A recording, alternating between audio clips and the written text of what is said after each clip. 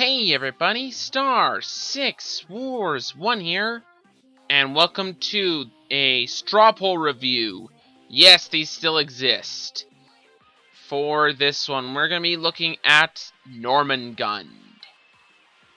Now, Jormungand was an anime I decided to watch after Higurashi because, frankly, Higurashi burned me out terribly, and I wanted something a little different. Something more along the lines of a fun anime to watch, not something that would make me think because, my god, Higurashi. So I wanted a bit more of a different anime. Does Jormungand succeed in what it does, or is Jormungand overrated as hell, and is a pretty bad anime? Well, let's find out. First up, the story. The story is complicated. The setup is our main character Jonah traveling with the arms dealer Coco Heckman Tiar and her crew and their various adventures along the way. That's kind of basically the whole setup in a nutshell, which is good. I don't mind the setup, and the episodic first season is actually pretty good. Okay, it's not perfect, and some episodes can drag on a little bit, but overall, I think the first half has a decent story and can tell it pretty well.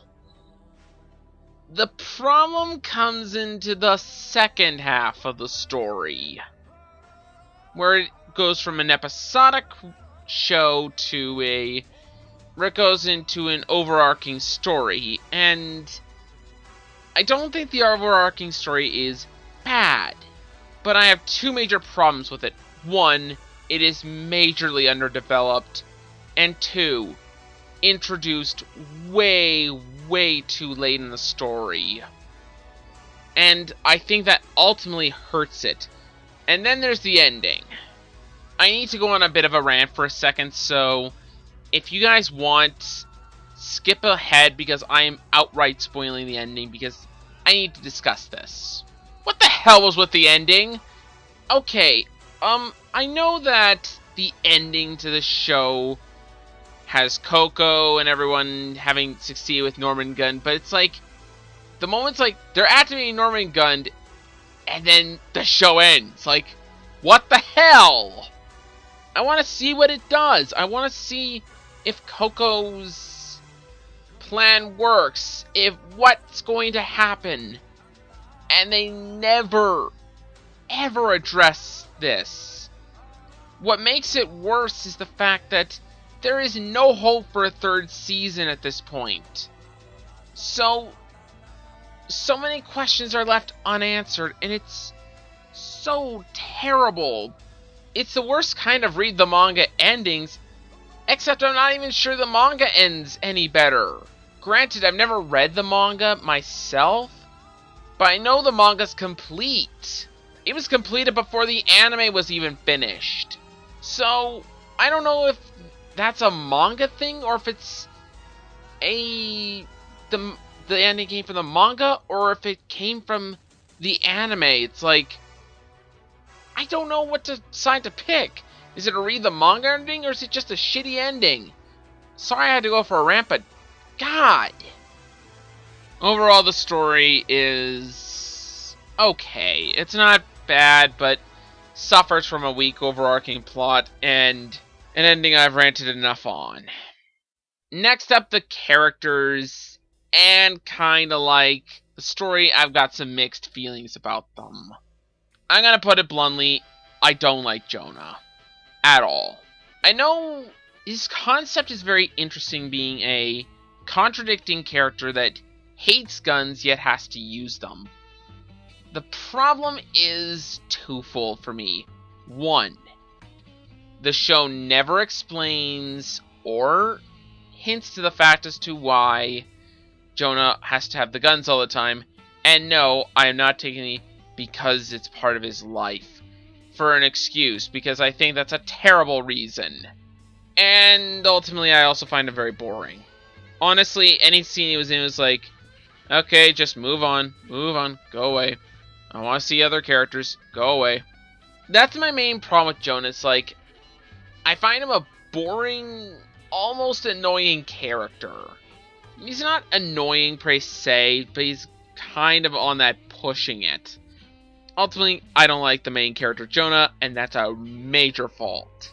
Then we go into an opposite direction with Coco Heckman Tiar.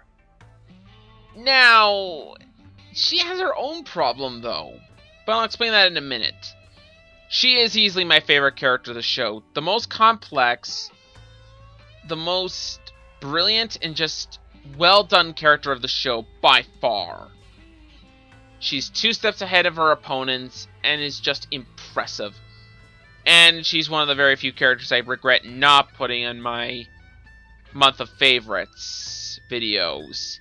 Now comes the problem of Coco. Coco is so good in my opinion, she overshadows the rest of the cast. Now, this isn't necessarily a bad thing because sometimes a cast is too weak to support itself and needs one strong character to support the entire show. It's happened in anime before, and probably will again, and it can be okay, except the thing is, there's a lot of focus given to the side characters, and I think Coco is ultimately better, and it just makes it a very awkward situation with it, because she's so good that I don't think the rest of the characters live up to my expectations with her alone. And that's a shame because the side characters are pretty good in their own right.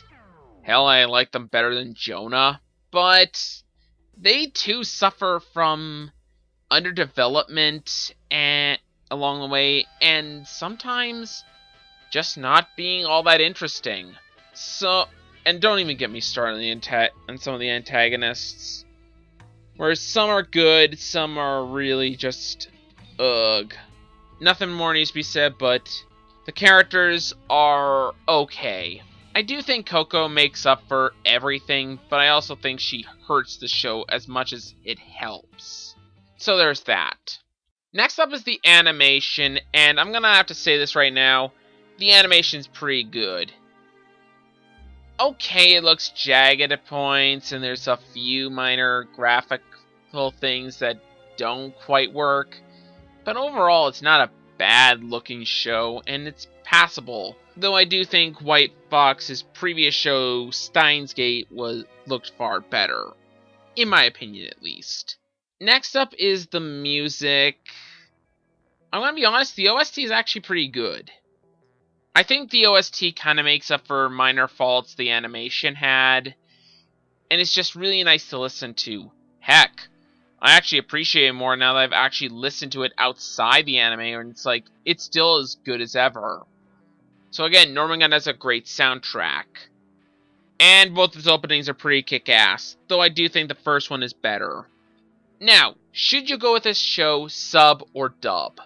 I have a major rule that explains that certain anime for me can only be watched subbed. Take Higurashi, Anohana, and most recently, Hotabari no Miori as ones I can only watch in sub, even though 2 of those don't have a dub. This is one I can only watch in English. It's not that I think the sub is bad, but because of the setting, because of just every little thing about it, it's one of those things of, I just find the dub feels nicer and just feels easier to listen to than the sub. In this case, at least. So ultimately, I'd say go with the dub. Jormungand is an oddball. It's not a disappointment per se, but it's definitely not what I was expecting, and I'd be lying if I said that it's not all good.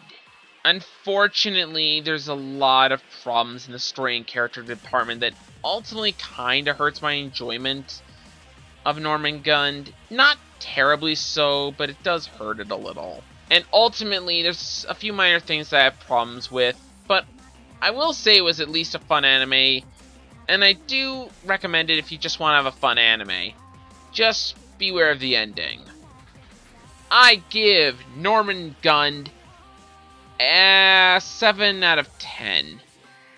Honestly, with my complaints about the story and characters, I'm gonna say that I can't really, in good conscience, give it a higher score. But I do think it's a good anime, and I do think check it out if you want something fun to watch.